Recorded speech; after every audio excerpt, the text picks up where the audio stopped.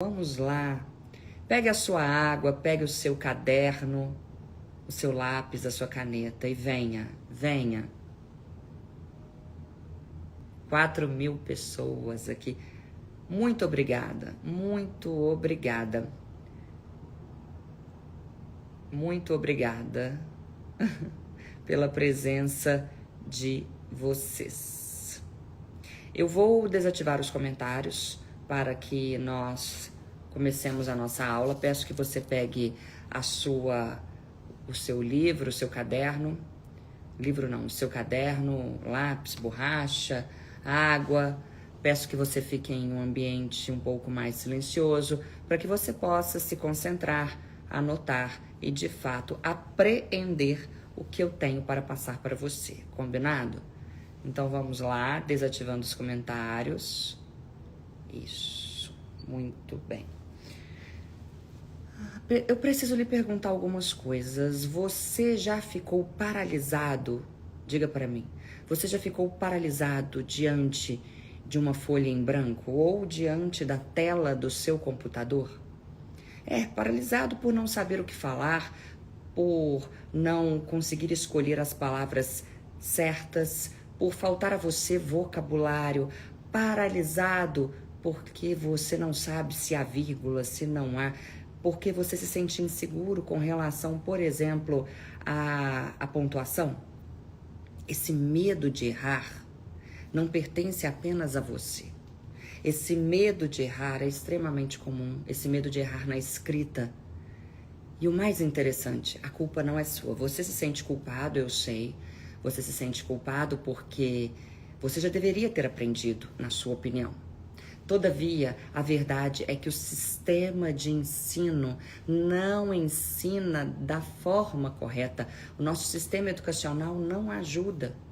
Se você fizer um exercício de sinceridade com você, você me dirá que o professor fingiu que ensinou e você fingiu que aprendeu.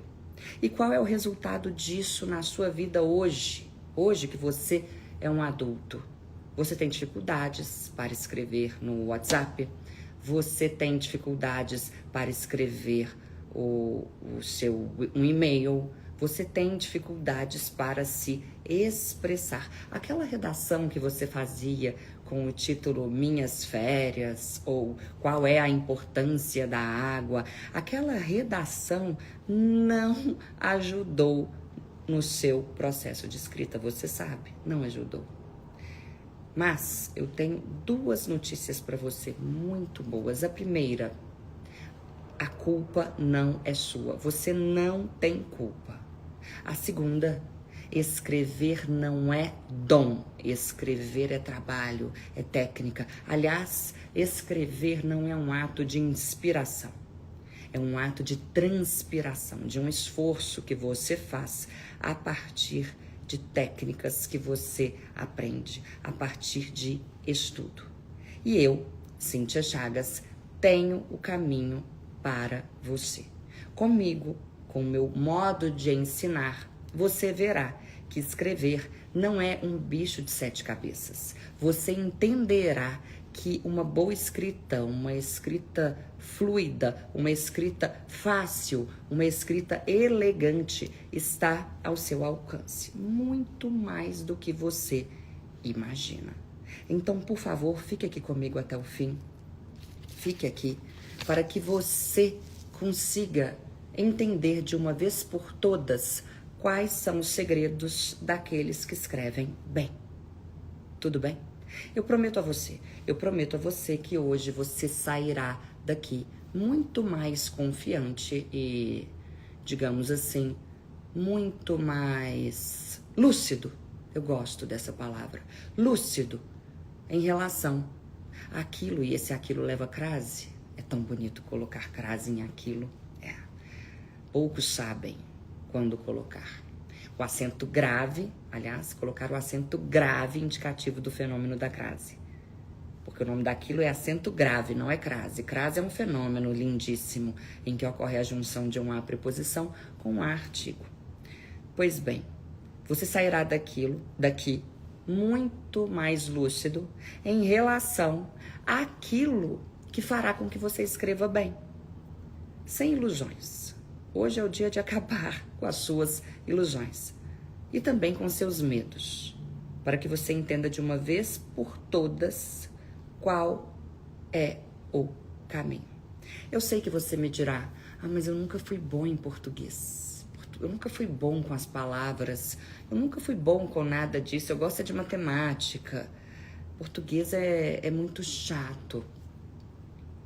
Sim, é muito comum que as pessoas digam isso, eu sei. Talvez você me diga também que você trava na hora de escrever. Uma simples mensagem que não é para você, que você entra toda hora no Google para verificar se você está escrevendo da melhor maneira. Eu sei. Talvez você me diga também que escrever bem é algo que leva anos e que você, adulto, não tem mais esse tempo. Eu sei como é a vida. Sim. Talvez você me diga até que você tem vergonha. Sim, vergonha de, na sua idade, querer aprender. Será que eu consigo, Cíntia? Será? Será que eu ainda dou conta? Será? Nossa, eu tenho 45 anos, eu tenho 50, eu tenho 55, eu tenho 60, eu tenho 65. Será que escrever bem é para mim? Pois então. Pois eu lhe digo que escrever bem é para qualquer pessoa que queira escrever bem. E é muito bonito ver alguém mais velho se debruçar sobre o estudo de algo tão valioso para o nosso dia a dia, para a nossa imagem, para a nossa desenvoltura. Idade não é problema nesse caso. O único problema nesse caso é a falta de vontade. Aí sim. Eu tive um aluno, quando eu era dona de cursinho em Belo Horizonte. O nome dele saiu até no jornal, tá? Depois você pode pesquisar. Henrique Bastos. Depois digite no Google. Henrique Bastos, Estado de Minas, que é o nosso principal jornal lá na minha cidade, em Belo Horizonte. Henrique Bastos. O Henrique Bastos foi um dos poucos alunos que tirou 1000 na redação do Enem. E ele atribui essa nota máxima, não somente ao estudo, ao esforço dele, mas também e sobretudo a mim. O Henrique foi um caso muito interessante na minha vida, porque ele tinha TDAH, ele tinha dislexia, e ele não vinha de um colégio excelente, de notas excelentes, não. Era um aluno com extrema dificuldade. Extrema dificuldade. E preparar o Henrique para que ele tirasse uma boa nota foi algo, digamos assim, foi algo desafiador para mim. Porque eu tinha de lidar com ele parágrafo por parágrafo. Parágrafo por parágrafo. E ele nunca desistiu, ou seja, o rapaz tinha dislexia. Tem, né? TDAH. Português não era a matéria preferida dele, ele passou em medicina. Talvez já tenha até se formado, veja aí o ano no jornal. E no Brasil, pouquíssimas pessoas tiram 1000 na redação do Enem. Na época em que eu dava aula para o Enem, eram 40 pessoas no Brasil, algo assim. E ele tirou 1000. Ele tirou o total. Ou seja, se um rapaz, se um adolescente com essas dificuldades conseguiu escrever bem, e hoje, como eu não sei se ele já se formou, mas durante a faculdade ele me mandava mensagens dizendo que tudo que eu ensinei a ele tinha grande valia, grande serventia para a vida dele na faculdade. Então, o que eu vou ensinar a vocês aqui hoje é algo valioso para vocês, que já mudou a vida de alguém que tem muita dificuldade. Aliás, eu tive milhares de Henriques na vida. Eu mudei a vida de muitas pessoas com a escrita. Então, por favor, preste atenção no conteúdo que eu darei e comece a anotar. Vamos lá. técnica milagrosa. Milagrosa, eu detesto quem faz isso enquanto fala, mas eu estou fazendo para enfatizar. Quando eu digo milagrosa com aspas, é porque de fato não há milagre. Técnica milagrosa número 1. Aquisição de vocabulário. Você se sentirá muito mais capaz para escrever se você ampliar o seu vocabulário. E aí eu vou evocar aqui uma pessoa que você conhece, é claro, não o Henrique, é uma pessoa pública, que é o Collor. Eu tenho uma história para contar sobre o Collor. Ouça. Eu entrevistei o Collor há alguns anos, e o motivo da entrevista foi o vocabulário do Collor. Porque caso você seja muito novo, talvez você não saiba, mas o Collor é de um vocabulário impressionante. Ele tem um arcabouço vocabular que poucas pessoas têm. E é exatamente esse arcabouço vocabular que faz com que ele seja tão admirável do ponto de vista da oratória. O Collor chama atenção pelo vocabulário. E eu o convidei para uma entrevista, ele aceitou. E durante a entrevista eu perguntei a ele: presidente, sim, nós devemos chamar o político pelo último cargo maior que ele ocupou, sempre. Presidente, diga para mim. Mentira, eu não falei diga para mim. Presidente, como ter um vocabulário como o do senhor? A resposta do Collor: as pessoas se enganam quando elas pensam que um bom vocabulário vem apenas de leitura. Não, não é verdade. Eu olhei para ele e falei: não é verdade. Não é verdade. Um bom vocabulário vem sim da leitura, mas também e sobretudo de esforço para adquirir o vocabulário. Como assim? Ainda não entendi. E aí ele me disse: desde criança eu conservo o hábito, 5.000 pessoas, desde criança eu conservo o hábito de, ao me deparar com uma nova palavra, anotar a palavra em caderninhos, anotar o significado da palavra e obrigar-me a usar aquela palavra repetidamente, até incorporar aquela palavra, até fazer com que aquela palavra se torne algo muito comum para mim, muito normal para mim. Foi essa a explicação que ele me deu. E eu ainda perguntei a ele, eu falei: presidente, mas diga para mim. Mentira, eu não falei diga para mim. Quando você debatia com o Lula, naqueles debates maravilhosos, aqui assistíamos. Falar aqui assistíamos é muito chique, você sabe. Naqueles debates maravilhosos, você já ia com as palavras prontas para xingar o Lula? E ele me disse: sim. Eu falei: mentira, ele é. E nós que assistíamos aqueles com crase, aqueles debates de casa, nós observávamos o Collor com aquele vocabulário lindíssimo, riquíssimo, e pensávamos: que homem inteligente, que homem preparado, que homem culto e tal. Sim, ele é inteligente, sim, ele é preparado, sim, ele é culto. E veja bem, você pode gostar do Collor ou não, do Lula ou não, isso não me interessa, não. Eu estou analisando o vocabulário do Collor como uma professora de oratória, apenas. Esqueça o lado político, talvez você o ame, talvez você o odeie, e isso não pode influenciar no seu aprendizado. Pois então, ele é inteligente, ele é preparado. Só que esse preparo não caiu no colo dele. Esse preparo não veio para ele, assim, da noite para o dia. Ele se esforçou. Ele tomou a sábia decisão desde criança, talvez por influência do pai, da mãe, de um avô, de um tio, de um professor, talvez, não sei. Tomou a decisão de fazer essa ampliação vocabular.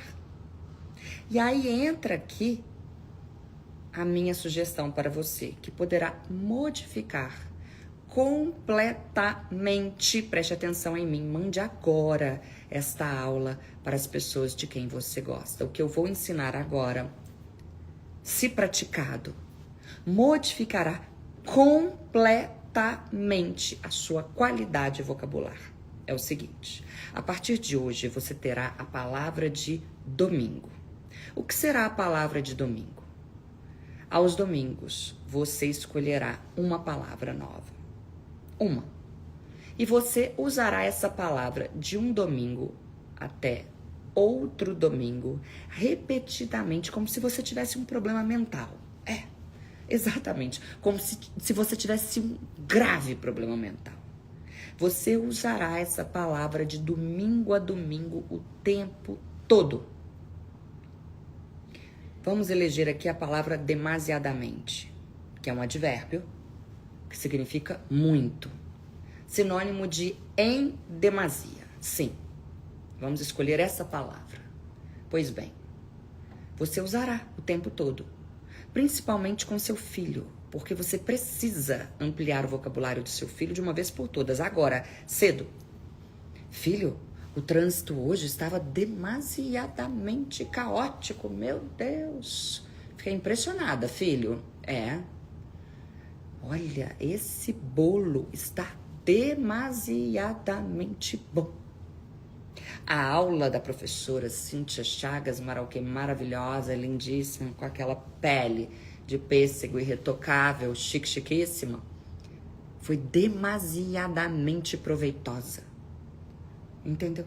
Filho, seu quarto está demasiadamente bagunçado. Assim, durante uma semana, o tempo todo. Ah, professora Cíntia Chagas, mas eu não tenho filho para praticar, eu não tenho marido, eu moro sozinha. Pois então, toda mulher encalhada tem uma amiga encalhada? Pratique com a sua amiga. Ora, você que é homem, a mesma coisa? Todo solteirão tem. Veja o meu machismo, eu chamei a mulher de encalhada e o homem de solteirão. Que coisa, né? Acabei de perceber. Nós nem percebemos. Pois então, perdoe-me. Pois então, pratique com as pessoas com quem você conversa. Pratique internamente. Observe um quadro como o quadro para o qual eu olho agora e pense: que quadro demasiadamente belo, não? Ao longo de um ano, meu amor, você terá adquirido aproximadamente 50 palavras. 50 palavras novas, E você usará essas palavras na sua escrita. Usará também, óbvio, na sua fala, no seu texto escrito e no seu texto falado. Veja o bem que você fará a você. Comece. Se quiser começar hoje, comece hoje. Eu gosto do domingo porque no domingo geralmente as famílias estão reunidas. Mas comece hoje. Que dia é hoje? Eu não sei. Terça, quarta, quinta? Acho que hoje é quinta, não é? Então, a palavra de quinta-feira. Faça isso por você. Faça isso pela sua família. Faça isso pelos seus. Tá? Ótimo. Então, essa é a primeira técnica milagrosa. Sim. Sabe por quê? Veja que interessante. Quando o Collor me contou isso, ele me disse que ele conservava esse hábito desde a infância. Quando o Collor era uma criança, não havia redes sociais, nem quando eu era criança. Ou seja, havia muito mais tempo para que as pessoas se dedicassem à leitura. As pessoas eram muito menos invadidas por informações o tempo todo, como somos. Logo, a apreensão vocabular era mais fácil. A apreensão de informações era mais fácil. Por quê? Porque hoje, como nós recebemos informações o tempo todo pelo celular, nós temos uma dificuldade infinitamente maior de memorização, de apreensão, entende? Então, se você não decidir, você precisa decidir. Se você não decidir hoje ampliar o seu vocabulário por meio de técnicas como a que eu acabei de ensinar, você nunca o ampliará. Nunca. É por isso, meu amor, que você precisa de mim. Entendeu? Ótimo. Técnica número 2 para escrever bem.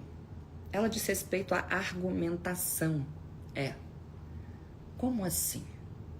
Antes de passar para o papel, é necessário saber o que eu vou falar. Então anote aí. Como organizar as minhas ideias para escrever um projeto, para escrever um relatório, para escrever um artigo, para escrever uma redação. Aqui há pessoas com objetivos muito diferentes entre si. Há pessoas que estão aqui porque querem escrever melhor um e-mail. Há pessoas que estão aqui porque querem passar no vestibular. Há pessoas que estão aqui porque querem escrever melhor um relatório. Há pessoas que estão aqui porque querem escrever melhor, de um modo geral, na vida. Ponto. Pois bem, anote aí. Todo texto é pensado antes. Você precisa gastar muito mais tempo. Veja que interessante. Você precisa gastar muito mais tempo pensando no que você irá escrever do que escrevendo. Você precisa montar um esqueleto para o seu texto. Mas como montar esse esqueleto? Anote, por gentileza, as perguntas que você fará a você mesmo. Quais são as causas? E quais são as consequências do fato? Sempre haverá um fato. Se pensarmos em uma redação de colégio, por exemplo, a obesidade, que é a doença que mais cresce no mundo, dizem. Quais são as causas da obesidade? Quais são as consequências da obesidade? Depois de pensar nas causas, você vai anotar todas que vierem à sua cabeça, tá? Anotei. O que é? Gente, o que é essa onomatopeia? Tchá. De onde eu tirei isso? Não sei. Anotei as causas todas que me vêm à cabeça sobre a obesidade. Anotei as consequências todas que me vêm à cabeça sobre a obesidade. Depois, você anotará, e anotar de qualquer jeito, tá? Com palavras-chave. Palavras-chave. Se se tratar de uma questão em que possa haver lado positivo e lado negativo, uma questão polêmica, vamos supor que você tenha de falar de um projeto de lei relativo ao aborto, um projeto de lei relativo a algum tipo de legalização, são sempre todos legalização de maconha, não sei, um projeto de lei relativo a qualquer tema controverso. Então você procurará não somente as causas e as consequências do fato em si, mas também o lado positivo e o lado negativo.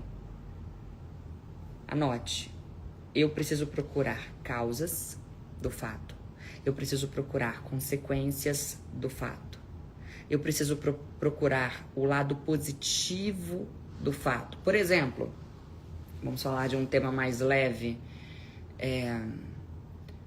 o aumento das multas. A lei seca, quando surgiu, nossa, eu era professora nessa época.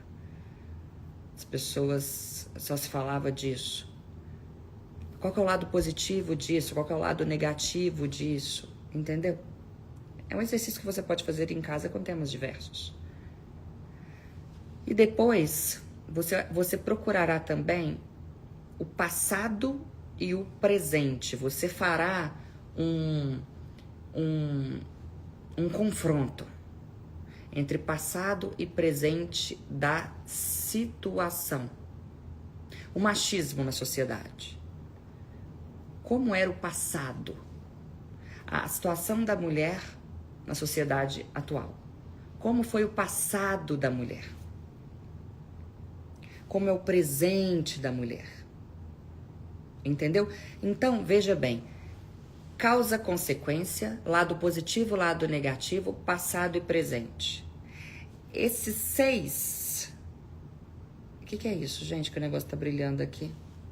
Vocês viram isso? Fogos de artifício. Esses seis nortes já darão a você os argumentos de que você necessita. E você vai anotar as palavras-chave. Pois bem, depois de anotar isso, você pensará nas reflexões que você pode ter acerca desse assunto. E nas possíveis soluções também, se for o caso. Então, por exemplo, mulher. Como era o passado da situação da mulher, como é o presente da situação da mulher e o que se espera do futuro. Entende? O que se espera do futuro é uma boa reflexão. E aí você faz um texto todo voltado para a questão temporal. Eu tenho um amigo médico que escreve para uma revista de Minas Gerais. E ele precisava aprender a escrever bem, ele já escrevia, mas faltava a ele técnica de escrita. E ele adora, eu ensinei algumas para ele, ele adora fazer essa escrita temporal, como era o passado, como é o presente, o que se espera do futuro. Quando você pensa em causa e em consequência, se você resolver utilizar as causas e as consequências, será interessante que você dê soluções. E veja só como é óbvio, a solução está na causa. A solução está na causa do problema. O número de pessoas obesas aumentou consideravelmente no Brasil, isso é um fato. Qual é a causa dele? É a vida sedentária? É o fato de as pessoas estarem mais em casa? Então, a solução precisa resolver a causa. Solução resolve causa. Uma boa forma de se pensar. Feito isso tudo, que é o que as pessoas gostam de chamar de brainstorming, tempestade cerebral, eu não gosto desse nome em inglês, o que eu ensinei foi isso, eu ensinei a fazer a tal da tempestade cerebral. Feito isso tudo, você precisa decidir qual é o seu fio condutor. Eu quero falar só de causa e de consequência, eu quero falar de lado bom e de lado ruim, para fazer uma contraposição, eu quero fazer um texto mais temporal. E aí você vai escolher os argumentos, então você sai riscando, não quero, não, esse sim, esse não, esse sim, esse não, esse sim. E depois de escolher esses argumentos, o que você fará? Você colocará uma ordem neles. E aí existe um consenso acerca do bem escrever, que é o seguinte: sempre prefira fazer o seu texto, seja lá qual for, do argumento menos importante para o argumento mais importante. Então vamos supor que você tenha percebido que o problema em questão, que a situação sobre a qual você quer falar, por exemplo, você é um médico e vai escrever um artigo sobre o excesso de cirurgias plásticas que as pessoas estão fazendo, o excesso de preenchedores, de botox e blá blá blá. E talvez você tenha entendido que você consegue argumentar muito melhor falando só das causas, explicando bem as causas. Então você pode fazer um texto com enumeração de causas. E aí você vai da causa menos importante para a causa mais importante. E no fim você pode fazer uma reflexão ou dar uma solução. É assim que funciona. E talvez você esteja pensando, tá, isso eu entendi, Cíntia, eu entendi como raciocinar para começar a escrever. Eu entendi que eu preciso colocar ali os argumentos todos que eu tenho, porque eu vou lidar com aquilo que eu tenho, eu entendi que eu preciso criar uma estratégia, se é causa e consequência, se é lado bom, lado ruim, ou se é só destrinchar as causas, é uma boa também, que é o que a gente chama de técnica de enumeração, ou se eu vou fazer uma linha temporal. Entendi. Entendi que depois de fazer isso, eu preciso selecionar os argumentos que eu quero. Entendi também que depois de selecionar esses argumentos, eu preciso colocar esses argumentos numa ordem, e que essa ordem, obviamente, com exceção da linha temporal, que é passado, presente e futuro, essa ordem precisa ser do menos importante para o mais importante. Não é que precise, mas geralmente é assim que dá certo. Entendi isso tudo, Cíntia. Viu que eu repassei aqui com você, né? Tá. Agora, Cíntia, eu não sei começar. A minha dificuldade está em começar o texto. Então, aqui vai uma dica preciosa, de ouro. Comece o seu texto perguntando a você o que está acontecendo. Então, se você é um médico que precisa escrever um artigo sobre o uso excessivo de botox, de preenchedores e tal, você perguntará: o que está acontecendo? O que está acontecendo é que as pessoas estão exagerando nos procedimentos estéticos. E aí, essa frase, as pessoas estão exagerando nos procedimentos estéticos, será transformada em uma bela frase. Você não vai escrever assim.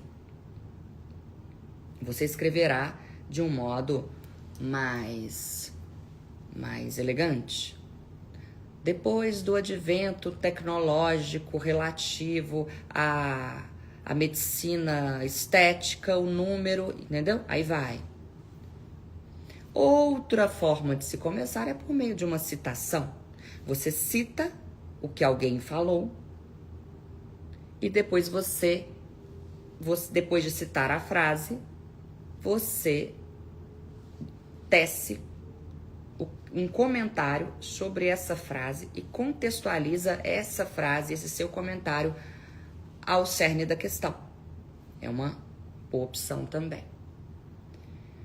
Ou seja, o seu modo de começar precisa estar sempre atrelado à resposta para a seguinte pergunta: o que está acontecendo? Depois que você fizer a primeira frase com a resposta para a pergunta o que está acontecendo, você se posicionará ainda na sua introdução sobre o que está acontecendo. Então, o médico faz uma primeira frase no artigo dele, dizendo que depois do advento dos recursos tecnológicos relacionados aos procedimentos, blá, blá, blá, blá, blá, as pessoas estão exagerando, blá, blá, blá, blá, blá. E aí ele se posiciona.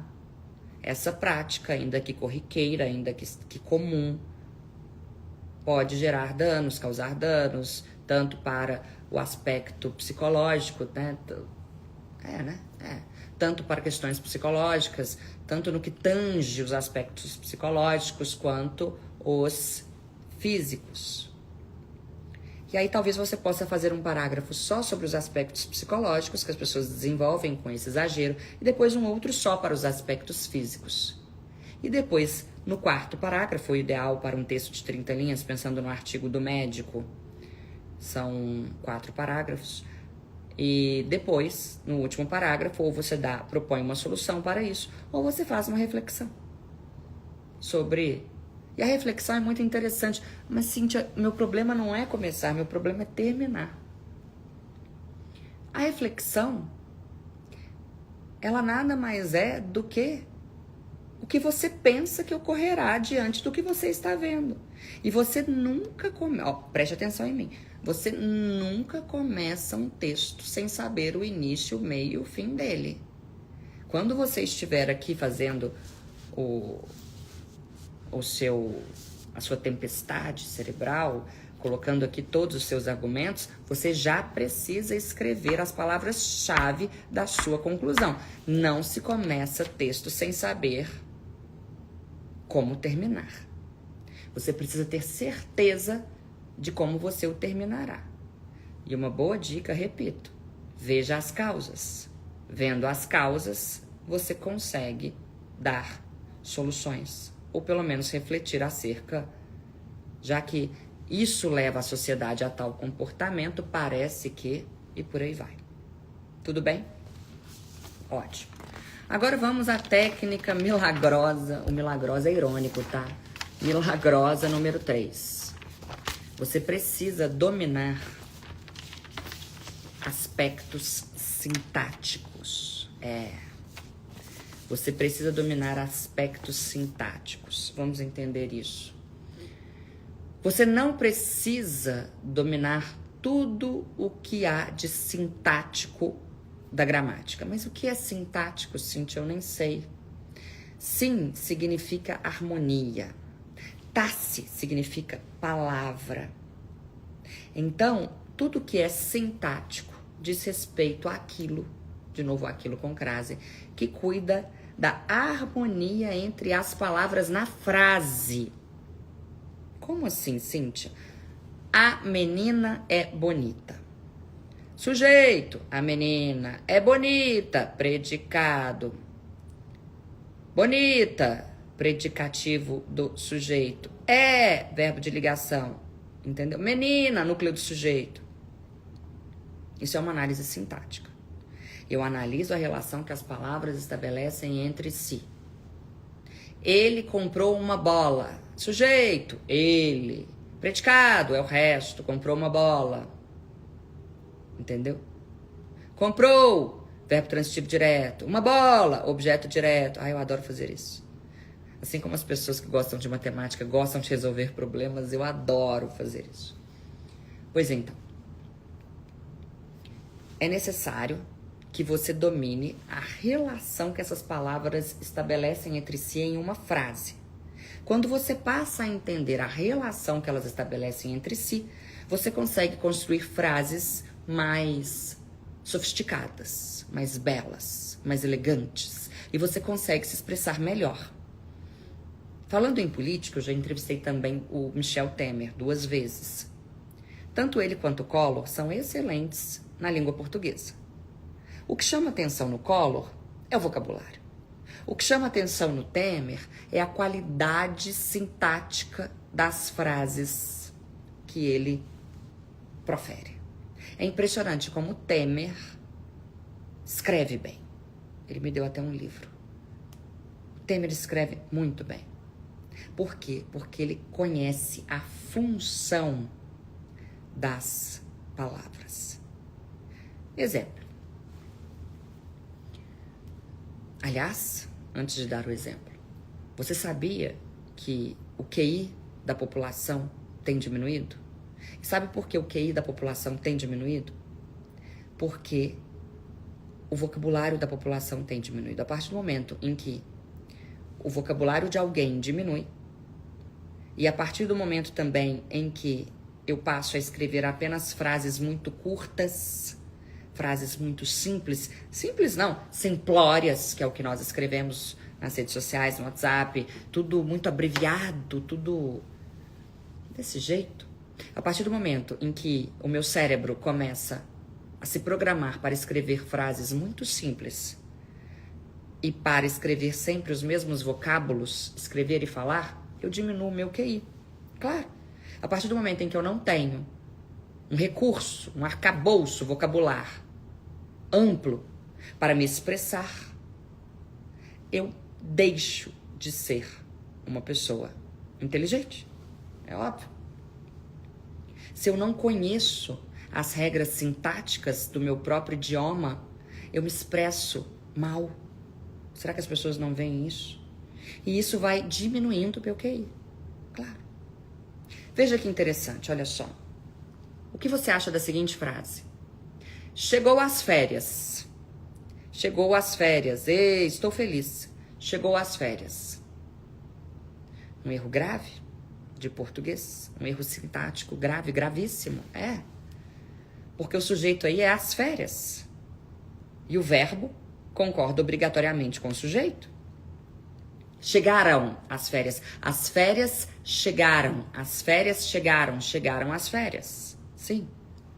Só que a forma como você aprendeu o que é sujeito, o que é predicado, é muito ruim. O seu professor, coitado, não soube fazer tão bem, né? Senão você não estaria aqui, é claro. Veja como eu ensino o que é sujeito e o que é predicado. E depois diga para mim. Há quem diga, sujeito é aquele que pratica ação verbal. A janela foi quebrada por Pedro. O sujeito é a janela e ela não praticou ação verbal nenhuma. Sujeito é o ser sobre o qual se faz uma declaração. Eu os declaro marido e mulher. O sujeito sou eu. Mas a declaração foi feita sobre o marido e a mulher. Logo, meu amor, a forma como você aprendeu é péssima. A forma boa é a minha, veja só. Sujeito é a única palavra ou expressão capaz de modificar o verbo.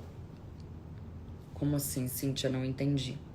Sujeito é a única palavra ou expressão capaz de modificar o verbo. Sujeito é anote. Sujeito é a única palavra ou expressão capaz de fazer com que um verbo vá do singular para o plural ou do plural para o singular. Aí você encontra o sujeito. Sempre.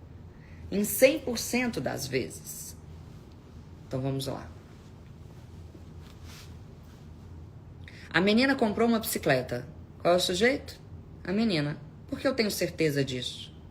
Porque se eu passar a menina para o plural, as meninas, imediatamente eu vou modificar o verbo.